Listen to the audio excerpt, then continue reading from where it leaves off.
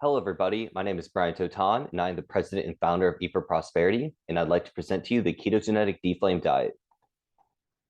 The KetoGenetic Deflame diet is a keto diet that is anti-inflammatory, and it is the microbiome expression of being in a ketogenic state.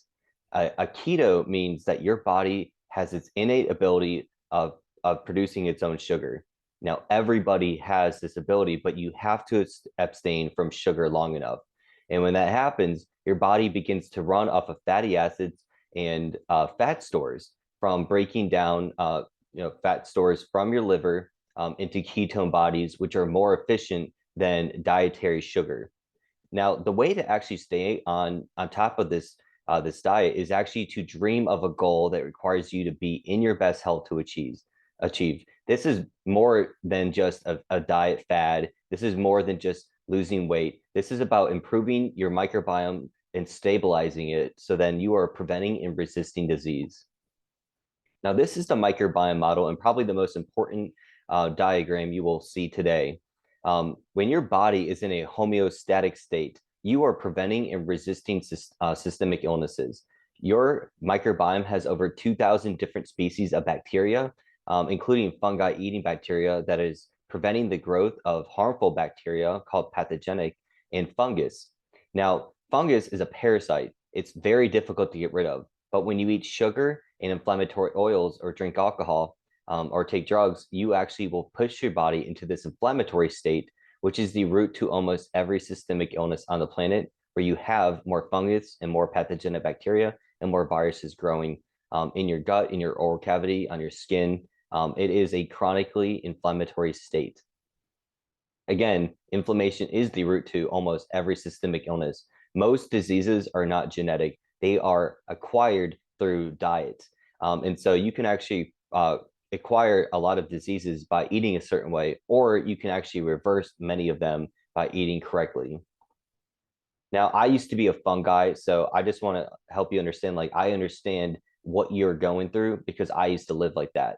And so, yes, I had fungus growing in my gut, and I'm not exactly proud to say that, but it is something that you are able to overcome and start living for things that are more important than just, the flavor of food. And so the correct mentality that you need to start having is, what can I begin to substitute, for what I'm currently eating to have a diet that is better for me and not just good tasting. So yes, we want it to be good, but we also need it to be good for you first. And when you start eating in this ketogenetic deflame diet, you are going to improve your lifestyle at the cellular level. And one of the biggest benefits is that you get to stop counting your calories. You get to eat until you're full, and that's pretty impressive. Which for a lot of us that are trying to cut weight, we're always thinking about like maybe we don't need to eat as much. No, we need to actually eat until we're full each time, and this is going to help us get all the nutrients that we need, but also help us to just think about what our goal is and not weight loss. So yes, we're going to be eating for our health now and preventing systemic illnesses. It also helps you to balance your hormones, moderate your gut microbiome, your oral microbiomes, your skin microbiomes, improve your immune system, increase testosterone naturally, which is going to improve your immunity, fertility, improve your muscle mass, and help you stabilize your mood. Improves your vitality and slows your aging, overcome addictive behavior, and improves your sense of self-worth so you can experience more gratitude in your life.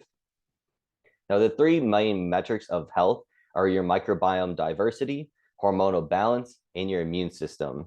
And they all kind of interplay within one another. When you read a nutrition label, don't look at the nutrition facts. That tells you almost absolutely nothing.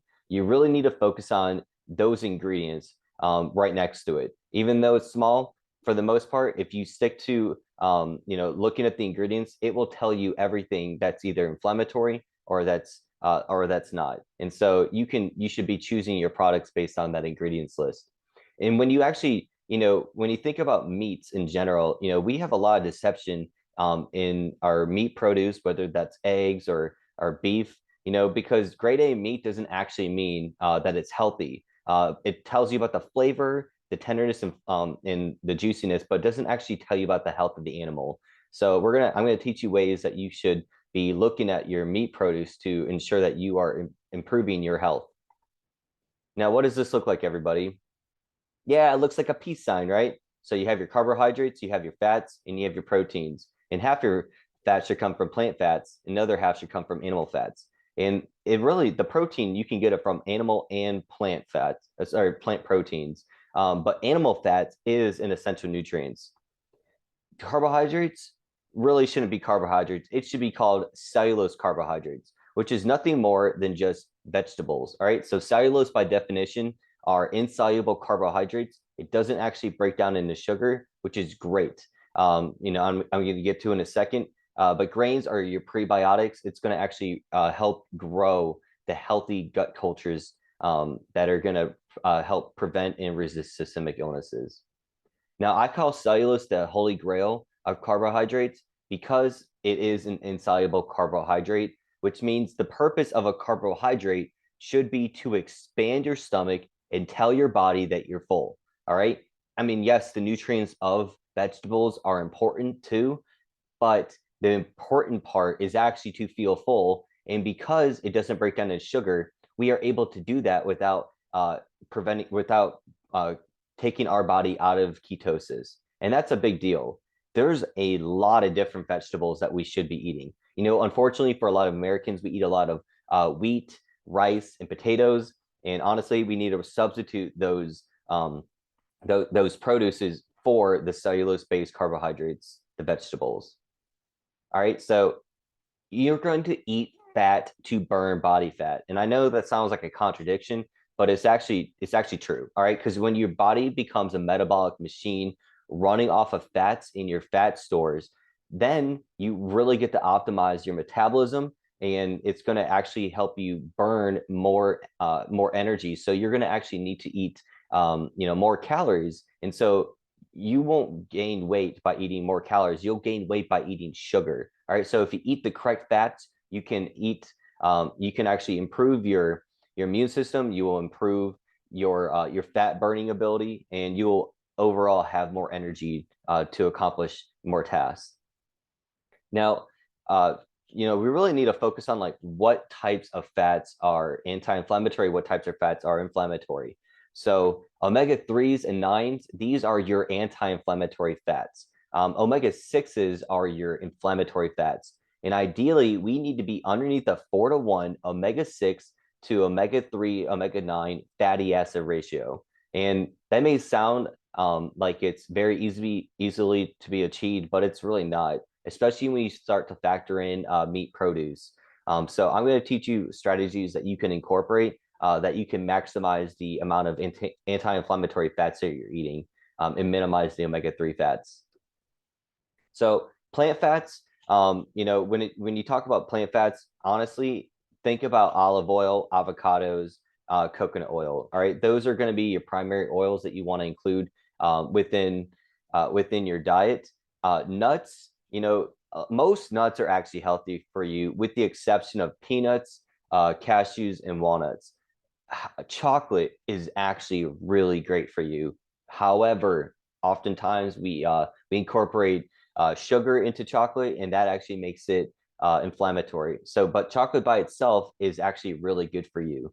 And so if you're like me, Harry Potter, Professor Lupin was always saying, eat this chocolate, you'll feel better. All right. In all honesty, yes, eat the chocolate. Eat chocolate that's unsweetened or 100% dark chocolate. If it's not 100% dark chocolate, then it has sugar in it. You really need to avoid that. But I am a nut for nuts. I actually use nuts as a crutch in between meals. And because nuts have a lot of calories, I'm able to focus on ensuring that I am fuller longer, and I don't necessarily need a snack on sugar, so my body can be optimized in being a fat burning machine in ketosis. And when you think about animal fats, animal fats is an essential nutrient, and you need to be thinking about the circle of life. Like everything that my animal eats, I'm actually incorporating into my body. So from this diagram, you can see that a grain-fed cow is going to have a 15-to-1 omega-6 to omega-3 fatty acid ratio.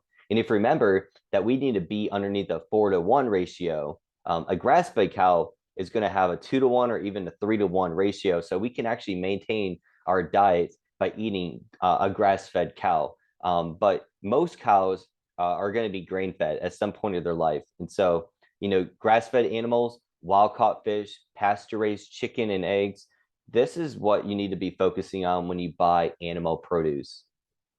Now, carnitine is only found in animal produce. All right, so you can't be vegan and get carnitine. And usually, carnitine deficiency is found in those that experience a lot of fatigue. Glutathione is something that's really concentrated in meat produce as well, and that actually helps with the cellular metabolism and detoxification process in your brain. So it really helps to eat meat, just for these two nutrients in general. What's commonly found in plant milk, because there's a trend of replacing animal milk with plant milk. There's a common emulsifier called lecithin, which is made of soy or sunflower, and so that actually will contribute a lot to what's called trimethylamine N oxide, or TMAO, and consuming an excessive amount of carnitine or lecithin will actually increase this compound that promotes inflammation. Now, I want everybody to make a fist, okay? Your fist is about the size of how much animal produce you should eat per meal. That's it, right? You shouldn't have these giant steaks, for your meal. You really need to have more vegetables on your plate than your animal produce. But the animal produce, like at the size of your fist, you will have enough animal fat to stabilize your hormones, but you also will not have excessive carnitine consumption, and you will not increase TMAO. And this is the anti-inflammatory way to eat for your health in terms of animal produce. Animal produce is actually really great for increasing testosterone. Testosterone is a hormone, a sex hormone that improves your fertility, stabilizes your mood, improves your immunity, and also increases your cellular and muscular strength, and also will help you sleep too. Vegans and vegetarians will have a natural lower free testosterone level, and this is because there's a 25% increase in sex hormone binding globulin that binds to your free testosterone and estrogen, which makes it unable to be useful within the rest of your body. It also makes it more difficult on your digestion, due to the absence of enzymes and microbes from not eating animal produce. And so as you age, you're going to actually increase your sex hormone binding globulin. And so what actually can increase this more is if we have, things like stress, caffeine, pregnancies actually increase this, lack of exercise, increasing your phytoestrogen, and of course, abstaining from animal fat. Again, it's not the protein that you need from animal produce, it's the fat content that is most important. It's an essential nutrient. All right. When you do not have sex hormone binding globulin, this may increase your infertility level, lower your sex drive, even increase your acne and hair loss, even. And it even can contribute to menstrual cycle irregularities for women. There is a 20% more likelihood that you will develop depression as a vegan compared to someone that is an omnivore. All right. So, there is no condemnation for those that are in Christ Jesus. So don't try to save the planet, for the sake of, not eating animal produce. Even though some animals are, shown to have a larger contribution to climate change compared to, other plants. Again, you got to think about your hormones. You got to think about, like, if I'm in my best health, how can I improve the world? And for me, I actually had depression a couple of years ago, and I was going to bed in the middle of the day, just crying myself to sleep. Didn't really understand why, and that's because diet depression stems from a microbiome imbalance. And so I started using this product called Gut Balance. It had dandelion root extract and berberine, and that actually corrected my gut microbiome, and it lifted my depression within a week. And so, for you that are taking depression medicine, this is something that I would like for you to be able to try this. As it worked for me, it may work for you as well. There's a lot of anti-inflammatory grains. For some reason, we keep eating wheat and rice. And so I want us to really push away from that and start incorporating a lot of the anti-inflammatory grains that are feeding good bacteria in your gut. And some of these would be hemp seeds, which is really great for women because it has iron in it, and women go through a menstrual cycle once a month. And so this is going to be something that is going to replace the iron that's in hemoglobin, so you have better oxygen delivery to the rest of your body. It also has a cannabidiol, CBD, which is an anti-inflammatory kind of pain reliever, and that can really improve the way that you feel. Chickpea, mung bean sprouts is a great rice substitute. Sweet potatoes, not potatoes. Potatoes have way too much sugar, but sweet potatoes are a great prebiotic. Amaranth flour could be used for, for communion bread, and so can cassava flour. Again, you can actually make pies that are healthy using a substitute flour. Now, this is the Death Star of moderation, because we tend to moderate unhealthy substances all the time. And so I'm going to go over in just a few moments, what promotes inflammation and disease based on our diet. Now, moderation is a human error. Whether it's my birthday, whether it's just a cookie, we always tend to moderate unhealthy behavior. And this is it's an addiction. We have an addiction very similar to, what it looks like for a cocaine user. Sugar is highly available. And again, once you eat sugar, you take your body state out of ketosis. And that's a big deal because we want to be resilient to inflammation and disease. Now, dairy, most people would actually think that they are lactose intolerant, but most people are actually feeling a protein called A1 beta casein. And that's commonly found in milk and cheese and whey. And so that's going to cause a lot of digestive discomfort. But when it comes to butter, there actually is a low casein content, so you won't feel it as much. So feel free to still use butter, but when you actually purchase milk, you can buy 100% A2 milk, and that's going to be good for you. But A1 beta casein is linked to heart disease, type 1 diabetes, even autism, with the formula bottle feed, and behavioral disorders as well. So if you're feeling digestive discomfort from milk, it really may be from the beta casein that's found in not lactose necessarily. Glycemic index is going to spike your blood sugar. And so, there's sugar in a lot of foods. High fructose corn syrup is very common. It's even in pickle brine sometimes. All right. And I know that sounds shocking, but it's true. There's companies that find ways to sneak sugar into almost everything. It's in ketchup, sweet tea, potato chips. The potatoes themselves are inflammatory because they have so much sugar. Corn, oats.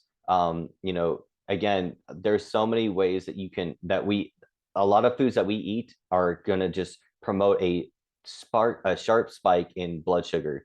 And when you have a lot of sugar, you take your body out of ketosis, and you make yourself more at risk for acquiring type 2 diabetes, in which 1 in 3 people are actually pre-diabetic. So, this is a very common trend, and we need to begin to reverse it using corrective diet. Now, when you eat foods with a high glycemic index, you will spike your blood sugar level. And when that happens, you will have a subsequent chronic spike in insulin. But when you have foods with a low glycemic index, you're going to actually level it off, and then you're able to resist your body. You actually are going to prevent your body from being out of ketosis. So that's a really good thing. When you eat fructose, that is that's a fruit sugar. That's actually going to not spike your insulin level, similar. But when you actually have glucose, which is mostly found in foods with high glycemic index, you're going to spike your blood sugar very dramatically with the high insulin response. And so if you ever have an issue struggling with like your sugar intake, you might want to focus on buying frozen fruit, because frozen fruit is always readily available when you need it. All right, so any fruit's healthy for you. Honey actually is really good for your gut. Maple syrup, believe it or not, is a good way to sweeten your food. And coconut sugar has a low glycemic index. All right, these are ways to not turn off your ketosis and use it as a plateau for relaxing. When you buy fruit, try to buy organic. All right, fruits are more likely to absorb pesticides a lot easier. And there's glyphosate that's in that they're using as an herbicide to prevent the growth of parasites. And so this is actually linked to some cancers. So again, I would really encourage you to buy organic when possible. Artificial sweeteners, they actually cause what's called apoptosis or cellular death. So it kills a lot of the healthy bacteria in your gut. And it's also been shown to disrupt brain neuron function.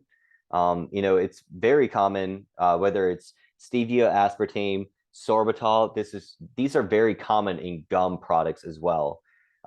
And I put xylitol and erythritol as okay for oral use. So within your oral cavity or your mouth, it's a really good use for toothpaste. It's good for your microbiome in your mouth, but just do not swallow it. Obviously, most people don't swallow toothpaste; they spit it out. With gum, it's the same way. It's good for your oral microbiome, but it's not good for your gut microbiome. And so there's this gum called Pure Gum, which is aspartame free, that you might find at Walmart. It's tasty, but it's also good for your microbiome, your oral microbiome. They actually use aspartame in laboratories to grow cancer cells. They grow tumor cells within these immortal cell lines, and this is allowing laboratories to grow a high abundant cellular matrix that's replicable, and that's a big deal to save them money. But again, if this is what the laboratories are using to grow cancer cells in their laboratories, what is it doing to our own bodies? And so, yes, you can actually grow cancer in your body, and you can even increase your insulin, very similar to foods with a lot of sugar, without the sugar to actually replace it. So you can become diabetic from consuming artificial sweeteners. Phytoestrogens actually mimic the way that estrogen works in your body. It's also going to increase sex hormone binding globulin. In most commonly, phytoestrogen would be in soy. Soy is in a lot of foods, a lot of oils, including salad dressing. So be aware of what you eat. It's also in rice, oats, and wheat flour as well. Lectins are plant defenses. 25% of all cows acquire liver abscesses due to poor dietary feed. And that's because they primarily eat corn, soy, and canola. All right. So these are three plants that actually promote inflammation. And it can be very detrimental to your health. It's also found in tomato seeds and nightshades. You need to cut the seeds out and just wash the skin. Tomato sauce is fine for you, but this is why cashews are actually unhealthy, because they have lectins in it. And again, legumes like your beans and peanuts, that's actually going to have lectins in it as well. These are a common list of legumes, which are mostly just beans and lentils. There are three anti-inflammatory legumes: green beans, mung beans, and chickpeas. The omega-6 fats, as you can see, there's a huge differentiating factor of what is grass-fed and grain-fed in terms of the omega-6, omega-3 fatty acid composition. The grass-fed cow is going to have a lot more protein with omega-3 fats, and the grain-fed cow is going to look very bleached, and it's also going to have a high omega-6 fatty acid content. So grain-fed cow is going to have a 15-to-1 omega-6 to omega-3 ratio. Pork products are going to have a 23-to-1, so that's going to be highly inflammatory of omega-6 to omega-3. And then there's a huge difference in the vegetarian-fed chickens compared to pasture-raised. So if you see on the label 100% vegetarian-fed chicken, you can almost guarantee that it was raised in a barn and not outside eating bugs and worms, because chickens are omnivores. They should be eating a variety in their diet. And also stay away from farm-raised fish, because they will be fed primarily corn and soy. So yeah, catfish, halibut, grouper, and tilapia, tend to avoid those. Seed oils, again, avoid them. Walnuts actually have a high omega-6 fat content, which is why it is inflammatory as well. Cortisol is found in a lot of meat produce, that's fed a lot of corn and soy. So if you buy grain-fed cows, it has to say grass-fed on the label. And if it doesn't say grass-fed, you can assume that it's grain-fed. If it's grain-fed, it's probably going to have a high cortisol content, which is the stress hormone. So all the stress that an animal accumulates, you will ingest that as well. Gluten feeds fungus directly. This is most commonly found in wheat, so just abstain from wheat in general as much as possible. And again, fungus is a parasite, and it lays dormant as a spore. Don't feed the fungus. Just don't. And alcohol, it actually kills the healthy bacteria that prevents fungus from growing. And once you drink alcohol, it inhibits your brain's neurological function, and shunts oxygen away from the brain. It lowers your cognitive function. So it doesn't matter if you actually are, if you actually understand and believe everything I'm telling you. If you drink alcohol, you're more likely to not care about staying to your goals. So I really want you to be abstaining from alcohol as much as possible. And again, this is the microbiome model. Again, we're trying to feed the healthy bacteria and prevent the growth of pathogenic bacteria and fungus. All right, so we really need to focus on like drugs that we're using, because oftentimes we're living a lifestyle that we're trying to cope with instead of trying to maximize our health so then we can achieve our dreams. And so I really want everybody to be focused on ways that we can be in recovery, not just from drugs and alcohol, but also from sugar as well. So alcohol is a social fallacy. It's actually going to increase the rate of divorce by like 40%. And there's also domestic violence issues that stem from alcohol. And this a lot has to do with just, the decreased inhibitions that we have from drinking it. And I know that a lot of people use it, oh, I just use it to party or for social events. You don't need it. It's something that we really should stray away from and just focus on ways that we want to achieve our dreams. If I actually was addicted to nicotine for like 10 years, and if you are addicted to nicotine too, there is hope for you. The best thing I would tell you is just pick a date. Pick a date like it's like a month from now and prepare for it. On that date, you're going to quit, and it's going to be the hardest week of your life. And so I recommend taking some days off to ensure that you're able to stay off of it completely. And the thing is, it's a bad habit. It's a habit that just it keeps coming back. But once you're off of it, it just becomes a choice after that, and it makes it life, very much worth living.